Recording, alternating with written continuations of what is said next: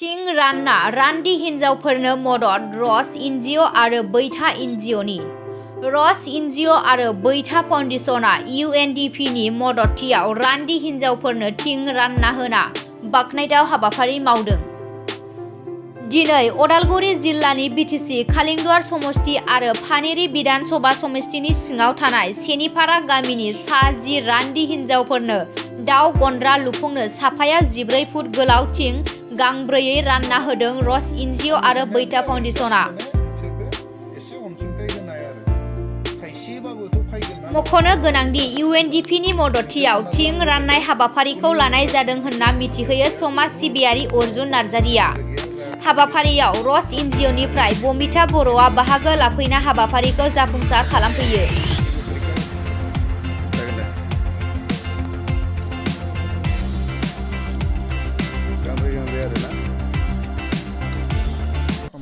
आदा खनक जों बेखौनो जोङो माने फोरमायहरनो सानो जे जोङो रस एनजिअ आरो बैथा फाउन्डेसन जोंनि बे लकेल जोंनि एनजिअ आरो रसआथ' माने जोंहा गोगोम मोनसे लकेलनि एनजिअ बिराद फुराना जोङो बिथांमोनदो जोङो सरजाबनानै UNDPनिफ्राय जोङो बिराद मोनसे फिसा जोङो प्रजेक्ट जोङो लाबोदों। बे प्रजेक्टआव जोङो गासै 10 जन जों आइजोफोर जाय आइजोफोरा माने माखासे समाव बिथांमोननि जेनेब्ला फिसाया गोमानानै थांबाय बे संसारनिफ्राय दा बिथांमोनखौनो जोङो मदद होनो आरो जेनेबा थाखानाय इनकामखौनो गरसे गरनै जोङो दाजाबफानायनि नामाव जों मोनसे फिसा जोङो प्रजेक्ट लादो। बे प्रजेक्टनि मुङानो जाहैबाय जों कमार्शियेलि जोङो दाउखौ जों माबोरै फिसियो लकेल दाउखौ आरो दा जोङो बिथांमोननो जोङो दिनै जोङो थिं होबाय नोंथांमोना नुगोन जेनेबा जोङो 14 फुटि गोलाव जोङो थिं सासेयाव जों गांब्रै करि जों होदो आरो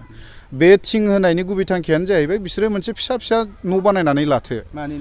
बेयो दाउ दोनग्रा न' गलार जाहैबाय बे गलार दाउखौ बिथांमोना बानायनानै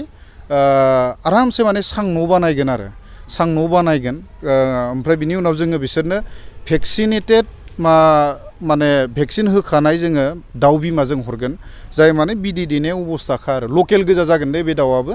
दा बिथांमोननो जोङो माखासे अनजिमानि जों दाउ बिमा हरगोन आरो दा जाहाथे गावनि न'आवबो दाउ थाखाबाय आरो जोंबो हरबाय आरो जों थिं हरबाय दा कमियावथ' जों जेनेबा दा नै आयंमोन बायदिया जेनेब्ला बिथांमोनाथ' एकदम उबोथिराथार नङा होमबा दा बिथांमोननियाव दाउ दोनखायो न'आव जों एसे हरबाय आरो जों एसे थिं होनानै मदद होबाय दा बिथांमोना हयथ' बिदै फिसिनानैब्लाबो सानसे समाव बिथांमोना मोनजाहैगोन बा जानोबो हाबाय बा फाननोबो हानाय एडिशनेल थाइसेबाबोथ' इनकाम जागोन नङा होमबा दा बे हिसाबै जों थांखिदो जोङो होनाय जादों। टटेलि बे प्रजेक्टखौ जोङो रस आरो बैथानि कलाबरेसनाव जों बेखौ इमप्लिमेन्ट जों खालायदो आरो टेकनिकेलि जों जिखिनि एसे एनै जोङो फान्ड जोङो मोनबोदो जों UNDPनिफ्राय जोङो लाबोदो बिनिखायनो आङो बिराद थेंक इउ आं होयो आरो रसनि जाहा सार ललित बिथांमोन दङ आरो जोंनि बैथानि जाहा गोबां लोगो बिथांमोनखौ आङो माने नैबे हाबाफारियाव बा बे प्रजेक्टखौ साक्सेसफुलि इमप्लिमेन्ट खालायनायाव मदद होनायलाय आङो बिथांमोनखौ आङो गोसो आरो गोरबोनिफ्राय आं थेंक इउ होयो आरो जाय जेनेबा आब'मोन दङ आयंमोन दङ बिसोर गासैबो सिनिपारानि आरो फख्रिपारा गामिनि जों सासेसो दङ आं सिनाय मोनै रावखौबो गैया थांखिया बेबो जाहैबाय बे गामिया दैबानादो एकदम गाज्रि रोखोमै खहा जादों दा बे लेखायै आरो COVID-19 जानानै थांबाय बिनिखायनो जेनेबा जोङो 10 जनल' मानो होनबा जोङो 10 जननि जों बारा हाया गोबां दंबावोमोन जानो हागौ जों बिथांमोनखौ जोङो सहैस्लाबनो हायासै जोङो फैबाय थानाय समाव जुदि मोजां देहादो मोजां सानस्रि लानानै जों खामानि मावलांनो हायो जोङो बैथा आरो रसा थिग बेबायदियैनो गुबुन मोनसे फान्डिं एजेन्सिनिफ्राय जों लानानै जों खामानि मावलांगोन दा आं खावलायनाया बेल' आरो जोंनि बे मादैमोन जोंनि आयंमोननिफ्राय दाउखौ मोजाङै फिसिहैबानो जाबाय इसोरनि अननायाव दाउआ जुदि बेमार आजार जानानै थैलाङा आं बिथांमोनखौ आं खावलायदो जे सानसे समाव नोंसोरो जोंनो आधा केजि खालामनानै 10ता दाउखौ जोंनो हरबानो जाबाय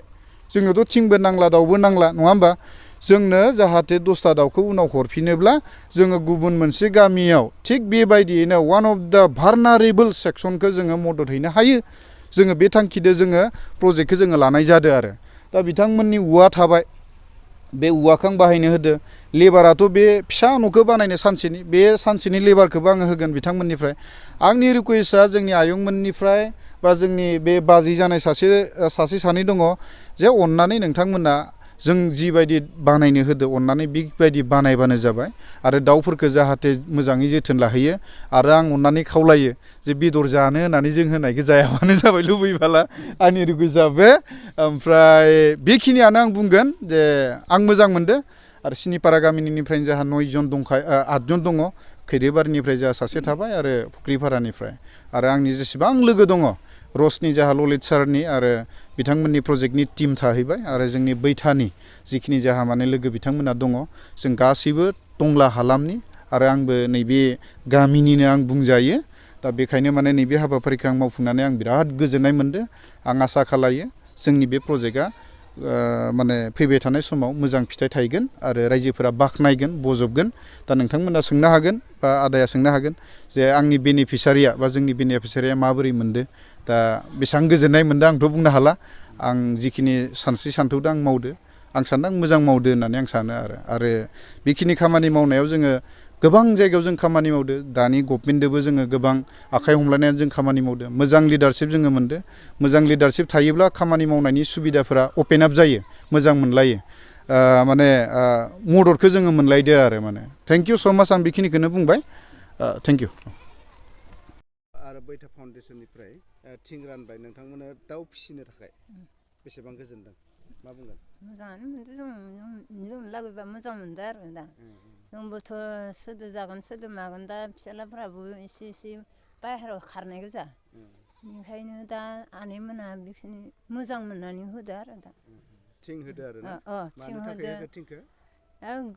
जोंखौ बे मोजाङै फिसिना लाथों बा दाउ फिसिथों बा जों बायदिसिना खालामनानै जोङो फिसिना लानांगोन बा बेनो हरनो गोनांखौ जों हरगोन इसोरनि अननायाव जेनेबा मोजाङै मोजां थायोबा आरो मा बुंगोन बेसेबां गोजोननाय दङ दिनै जिहेतु थिं मोनबाय दा जोंहा आनैया थिं होनाय लोगो लोगोनो जों दा दाउखौ फिसिनांगौ जों फिसिगोनबो बिनि होनाय बायदि गोसोयै जों मोजाङै फिसिनानै लागोन सानदों ओमफ्राय आरो बिनि लुगैनाय बायदि जों हरफिननोबो नाजादों बिनि जों दै बानायाव जथेस्थ' जोंहाबो दाउ दङमोन दाउ थानाया दैयावनो थांजोबदों मासेबो दाउ लाखिनो हायाखै